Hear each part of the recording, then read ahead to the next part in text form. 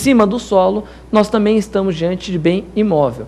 O que é muito interessante pelo seguinte, quando eu vou fazer uma construção, eu estou lá comprando tijolos, o tijolo em si, né, ele é considerado o quê? Um bem móvel. O saco de cimento, um bem móvel.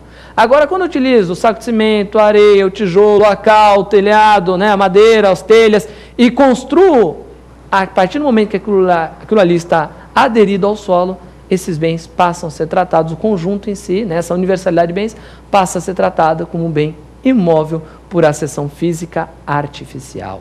O homem foi lá e realizou uma plantação de arroz. Essa plantação é considerada bem imóvel também por acessão física artificial. E tome cuidado com algumas expressões que costumam aparecer em exame de ordem em concursos públicos. A prova adora perguntar sobre a semente lançada ao solo. É até poético, não é mesmo? O que é a semente lançada ao solo? Cuidado. Uma semente aqui na minha mão é um bem móvel, ninguém tem dúvida disso. Mas a partir do momento que eu pego a semente e lanço a semente ao solo, ela passa a ser incorporada ao solo, passa a ser tratada como bem imóvel. Então vejam, construções, plantações e até mesmo a semente que foi simplesmente lançada, ainda não nasceu a planta, mas já está lançada ao solo, essa semente é tratada como bem imóvel por acessão física ou acessão física artificial. Ok, senhores? Professor, e a terceira classificação de bens imóveis? São os bens imóveis por acessão intelectual. O que já existe até uma polêmica. Ainda existe essa classificação ou não existe? Parte da doutrina civilista brasileira aponta que essa classificação não existiria mais com a entrada em vigor do Código Civil de 2002, que ele revogou um dispositivo que tratava expressamente a respeito dessa classificação. Já para outra parte da doutrina, a qual nós nos filiamos, defendida, por exemplo, por autores da magnitude de Maria Helena Diniz, defende o quê? Defende que essa classificação continue existindo. E o que são os bens imóveis por acessão intelectual? Bens imóveis por acessão intelectual são aqueles utilizados pela pessoa para a exploração ou utilização do bem imóvel. Então, olha só que interessante. São aqueles bens que a princípio seriam bens móveis, mas que por estarem afetados, ou seja, por estarem vinculados a uma determinada finalidade do bem imóvel, passam a ele a ser tratados de forma incorporada, passam a ser considerados também como bens propriamente imóveis. O exemplo clássico, lembra Maria Helena Diniz, de bens imóveis por acessão intelectual, inclusive é a justificativa, de acordo com a autora, para a continuidade dessa classificação no Código Civil 2002, é o tratamento conferido às pertenças no Código Civil 2002. O que são as pertenças? São aqueles bens utilizados de forma duradoura pelo proprietário de um imóvel para a sua exploração, para o aformoseamento, exploração econômica ou não, de um determinado bem imóvel. Então, por exemplo, quando você vai na sua casa, tem lá a tua geladeira, o teu fogão, o teu armário, a tua cama, não são os seus pertences, que a gente fala no dia a dia? Juridicamente nós chamamos esses bens do quê? De pertenças. Eles passam a ser tratados como imóveis quando estão sendo utilizados para uma determinada exploração. A mesma coisa numa sala de aula. Quando você vai até um curso, até uma faculdade, até uma escola, dentro de uma sala de aula você encontra o quê? Cadeiras, você encontra a lousa, você encontra a mesa do professor. São o quê? São as pertenças daquela determinada escola, daquela sala de aula. Elas passam a ser tratadas pelo Código Civil como se imóveis fossem. São bens imóveis por acessão intelectual.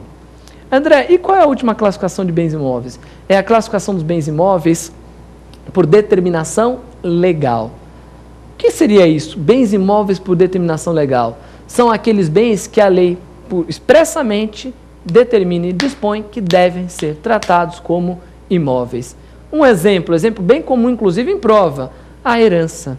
A herança, essa universalidade de direito, ela é tratada pelo Código Civil como um bem imóvel até o momento da partilha. Olha só que interessante, não importa do que a herança é composta, não importa se a herança é composta de bens, de direitos, de ações, de créditos, débito, de nada. Aliás, não importa o que o pai deixou de herança, pode ter deixado uma nota de R$10 para o filho de herança. Essa é a herança? É o conjunto do quê? De relações patrimoniais deixadas pelo falecido no momento da morte. O pai só deixou R$10 na carteira para o filho. Isso daí vai ser tratado como herança até o momento em si da partilha. Professor, mas dinheiro é bem imóvel. Não importa, meus amigos. Vai ser tratado, independentemente do conteúdo, a herança em si é um direito o direito de herança é tratado como imóvel até o momento da partilha. Ok? Professor, e quando a gente está tratando agora da classificação dos bens móveis? Nós temos, em primeiro lugar, os bens móveis por sua natureza. Assim como nós tínhamos os imóveis por sua natureza, nós temos os bens móveis por sua natureza. E o que são os bens móveis por sua natureza? Bens móveis por sua natureza são aqueles bens que podem ser transportados de um lugar ao outro sem que se destrua. Então, por exemplo, se eu pego um copo, eu posso pegar um copo e andar por um recinto, e de um lugar ao outro com o copo na mão. Esse copo vai se destruir pelo fato de ter sido transportado? Não. Posso pegar uma câmera de televisão, né, uma câmera de vídeo e andar de um lugar para o outro? A câmera vai se destruir? Não. Um automóvel vai se destruir, se deslocar de um lugar para o outro? Resposta não. Uma cadeira? Não. Esses são os bens móveis por sua natureza. Podem ser transportados de um lugar ao outro sem que se destruam. Só que atenção, inclui-se dentro da classificação dos bens móveis por sua natureza, não só aqueles bens em que o ser humano pode pegar e transportar de um lugar ao outro, mas também aqueles bens que se movem por força própria. E aí, você conhece algum bem que se move por força própria? Tem algum exemplo aí na sua casa, enquanto você está assistindo esse programa nosso aqui, ó, aí do seu lado, companheiro, olha aí, ó, os animais de estimação ou não, eles são tratados pelo direito civil como bens.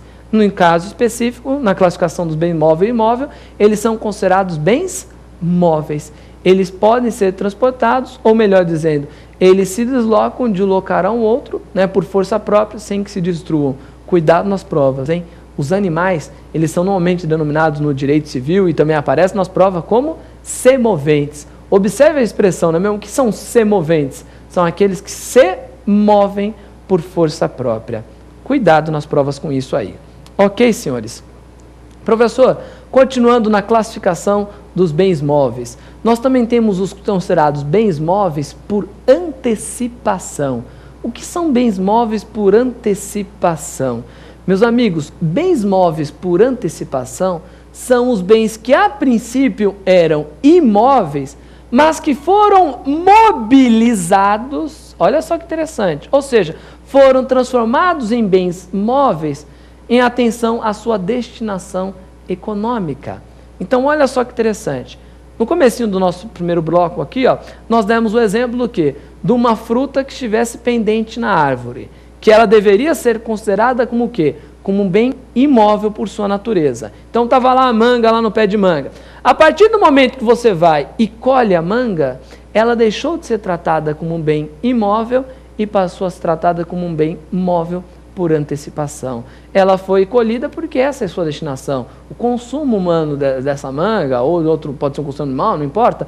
Veja, foi retirada para o consumo, em cumprimento à sua destinação econômica, da destinação da sua própria natureza. A partir do momento que eu colho essa manga, então, ela passa a ser considerada como bem móvel.